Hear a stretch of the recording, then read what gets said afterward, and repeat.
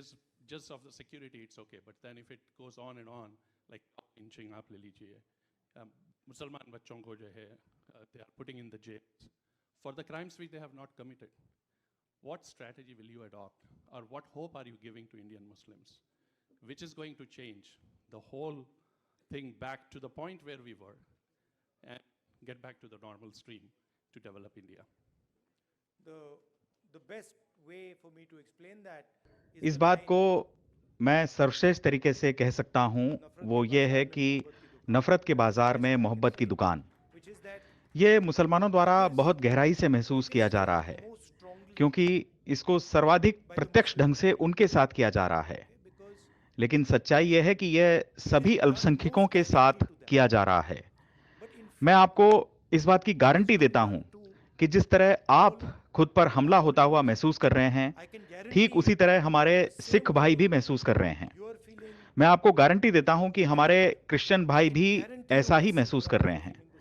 मैं आपको गारंटी देता हूं कि दलित समाज भी ऐसा ही महसूस कर रहा है, आदिवासी भी यही महसूस कर रहे हैं।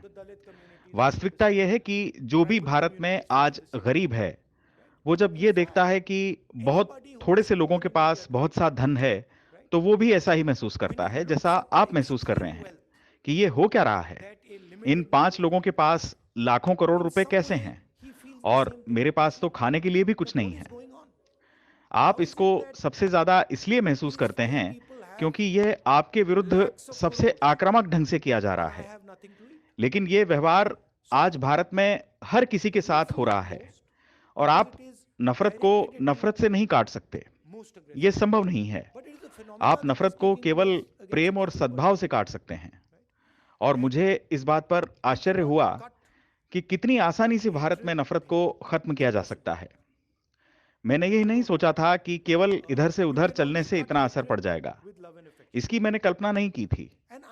भारत के लोग इस नफरत में विश्वास नहीं करते हैं, इसलिए आप निराश न हो। यह भारत में बीच बीच में होता है। उदाहरण के लिए, जो आज भारत में मुसलमानों के साथ हो रहा है, वो उत्तर प्रदेश में दलितों के साथ 80 के दशक में हुआ। इसलिए यह बीच बीच में होता है, और हमें इसको चुनौती देने की जरूरत है, इससे लड़ने की जरूरत है, और हमें इससे सद्भाव के साथ लड़ने की जरूरत है, न कि नफरत के साथ। If you went to UP in the 80s, the Dalit community, what is happening with the Muslims was happening with the Dalits there. So periodically this type of stuff happens, and we have to challenge it, we have to fight it, and we have to fight it with affection, not fight it with hate.